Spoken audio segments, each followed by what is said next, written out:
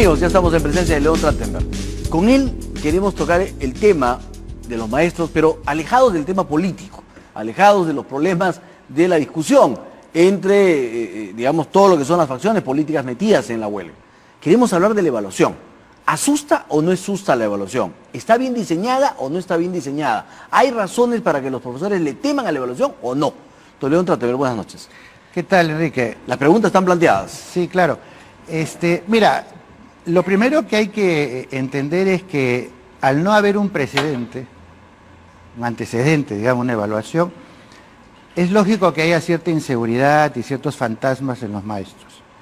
Si a eso le agregas el hecho de que no hay confianza en los gobiernos y el gobierno en general, por todas las cosas que han motivado la huelga, obviamente, por problemas de incumplimiento, porque no hay los ascensos, por los sueldos, por las historias de desavenencia, etc. Y le agregas que tampoco hay mucha confianza en los directores de los colegios, que en algunos casos son vistos como muy autoritarios, muy prepotentes, o que hay favoritismo con respecto a sus cercanos y demás, en un ambiente de no confianza, en un ambiente de inseguridad, en un ambiente en el que no hay un antecedente de cómo son estas evaluaciones, decirle a los maestros, mira, vas a tener esta evaluación que tiene a la tercera una posible implicancia punitiva, es como moverle el piso antes de haberle puesto el piso, es decir, antes de darle seguridad, tranquilidad, confianza, le estás dando inseguridad y estás alimentando su desconfianza.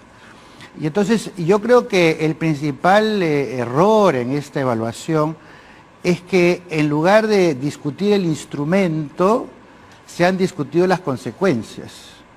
Es decir, se ha estado discutiendo si te van a despedir o no, si es que eres un buen o un mal maestro, pero no se está discutiendo la esencia del tema, que es, bueno, ¿cómo haces para que la evaluación sea confiable?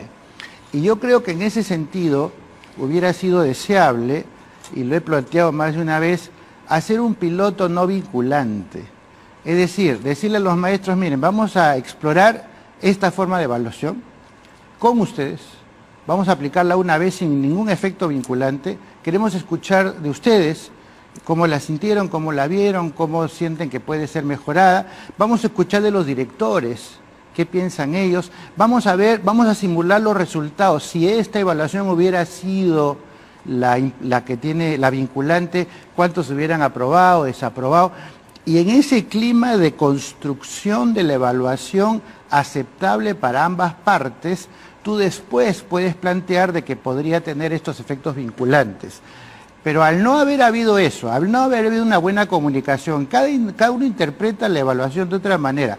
Encima hay encuestas a padres que tú no tienes idea qué cosas van a salir. Encima te dicen que te van a observar 60 minutos con una cantidad de rúbricas que son realmente abultadas y algunas de ellas realmente sumamente subjetivas y hasta inaplicables. Entonces no estás logrando mucho.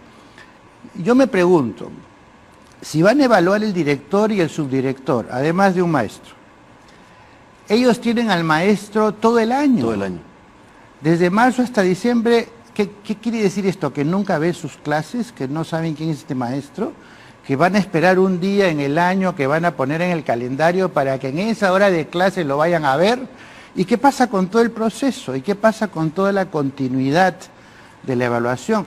Un director que entra a clase, que conoce a los maestros, que ve su relación con los alumnos, que palpa el clima del aula, que conoce su vínculo con los maestros, que ve sus logros, ¿no es eso un elemento poderosísimo para poder decir estos maestros están desempeñándose bien y estos maestros no? Y en ese sentido, toda esta construcción de una forma de evaluación tan compleja, en la que no hay antecedentes y que se aplica por primera vez a un magisterio acostumbrado a que en las evaluaciones del ministerio la mayoría sale mal, la mayoría sale desaprobado. Por ejemplo, en la última evaluación de nombramiento se presentaron 200.000 maestros para 20.000 plazas y aprobaron 8.000.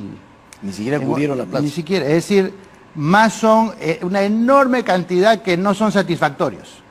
La reciente evaluación que se hizo para nombrar directores y subdirectores, se presentaron 24.000, habían 13.000 plazas y solo se cubrieron 9.000.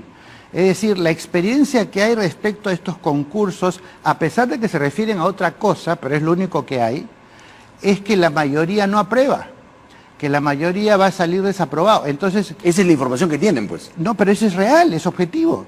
Y entonces, si yo no tengo un precedente sobre cómo será esta evaluación de desempeño, y lo único que tengo son estas evidencias de que cada vez que hay una evaluación ni siquiera cubren las plazas, porque los maestros salen desaprobados, y la fantasía que tienen es que lo hacen al propósito para no tener que nombrar más gente y con eso generar plazas, etcétera. Entonces, tienes que hacer la inversa, tienes que decir, bueno, ¿qué instrumento me va a permitir generar confianza? Exactamente. Ahora, don León Trachtenberg, los maestros dicen, el diseño de esta evaluación está hecho para países como Finlandia, como, en fin, otros sitios. Discuten esto de cómo puede ser que toda mi carrera se juegue en 1 hora, ¿no? Y después, ¿quién me va a evaluar? Lo otro es, me van a evaluar la atención de los chicos, de chicos que en Puno, en Ayacucho, no tienen nutrición, caminan 1 hora y media para llegar a sus aulas y tienen problemas entonces de atención. Entonces, me juego mi carrera en 1 hora. Entonces, le pregunto, el diseño de la evaluación, esta fórmula generada, ¿es la adecuada, sobre todo tratándose de un país tan diverso? Claro, por eso decía yo que hay que hacer un piloto y ver cómo funciona en las zonas urbanas, O sea, cómo funciona en las zonas a priori no es la adecuada. No, en la a priori teoría hay que probarla, o sea, yo no puedo decir si es puede ser que han hecho algún pilotito, etcétera, pero los maestros no lo conocen. Entonces lo que hay que hacer es una primera censal, digamos, ya no muestral, piloto. A ver qué pasa. Dicho sea de paso, en Finlandia no se evalúa a los profesores así. En general en Europa, la evaluación de los profesores y directores, el peso del director como evaluador, porque el director es el líder pedagógico, es el responsable de la institución, es el que entra a clases para ver qué es lo que pasa. Entonces no hay ese tipo de evaluaciones. ¿En Chile tampoco? Lo que pasa es que en América Latina, cuando uno habla de Chile o Brasil o Argentina o Colombia, estás hablando de todos estos países que están en un continente cuya educación anda mal. Entonces, para mí decir que en Chile están haciendo algo no me dice nada, porque Chile está tan mal como el Perú, y has visto en los últimos 20 años cómo han ido dando vueltas. La educación es tremenda. Entonces, que hagan en Chile algo que les funciona según ellos, o que hagan algo en Colombia, etcétera, al Perú no tiene por qué decirle nada. El Perú tiene que generar su propio modelo, tiene que ponerlo a prueba y tiene que generar un clima de confianza en el contexto del Perú. Y eso me parece que es mucho más importante. Por ejemplo, en esta cuestión de la huelga que está, digamos, ya prácticamente se está extinguiendo, están buscando una salida para cerrarla, hubieran podido tranquilamente en la última vez que se encontraron en el Ministerio de Educación, decir, ok, nos hemos puesto de acuerdo en 7 de los 8 puntos, ¿qué tal si damos por aprobada el acuerdo, digamos, con cargo a que hagamos una mesa de trabajo para seguir pensando si hay alguna alternativa a la forma de evaluación, qué sé yo, de tal manera de que tú cierras un ciclo de reivindicaciones, recibes las concesiones que un gobierno te puede dar, una cierta legitimidad porque te vas, digamos, con un ambiente de haber triunfado, ¿no?, frente a las reivindicaciones que hacía el magisterio, y construyes una opción de seguir trabajando. Puede ser que dentro de un año se nos ocurra alguna fórmula que tranquilice a los maestros y que sea aceptable por el gobierno, por la ley y demás. Entonces, creas, digamos, salidas posibles para un conflicto difícil, porque no nos olvidemos que todo este sector magisterial le va a dar ahora una calma al Ministerio de Educación, quizás de 2 años, pero va a haber una disputa interna con Patria Roja, con los sectores, para ver si hay una representatividad nacional o no de los maestros de las regiones. Y lo otro es que si se aplica la evaluación como la están pensando aplicar, sin generar esa confianza que usted plantea, muy probablemente eso también genere un nuevo brote para una huelga.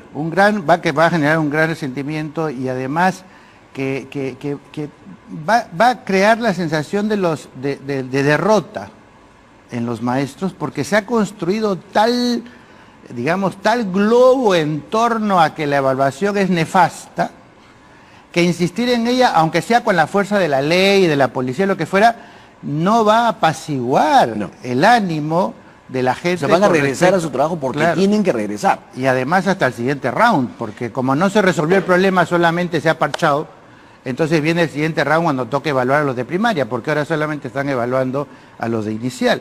Entonces, ¿cuál es la ganancia ahí? Ahora, digamos, yo escuchaba a la ministra y planteaba como muy simple el hecho de una evaluación, la capacitación. ¿Es posible capacitar a los maestros para la evaluación?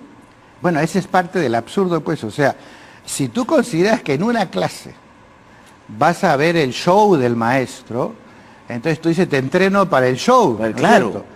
cierto? Pero es absurdo, pues, porque de lo que se trata es, digamos, yo entiendo la capacitación como algo que te empodera para tu trabajo continuo, la capacitación que te da herramientas para que tú sepas mejorar tu performance, tus estrategias, etcétera, en clase, pero capacitarte para una evaluación o para lo que tienes que hacer en esos 60 minutos para poder aprobar la evaluación, eso francamente... Es un delivery, no eso tiene... es una capacitación a pedido para un pero evento. eso no tiene sentido, pues, o sea, más sentido tiene decir, mire, la capacitación va a ser permanente y durante el año escolar... Para que año a año ustedes demuestren que mejorando, elevan sus niveles. Claro, y su director nos lo confirma. Y dado de que nuestro concepto de un buen maestro es entonces sobre ese concepto todos los ingredientes, digamos, van a ser objeto de una permanente capacitación, etcétera, pero no tienes por qué vincular la capacitación con el resultado de una observación de clase 60 minutos y la eventualidad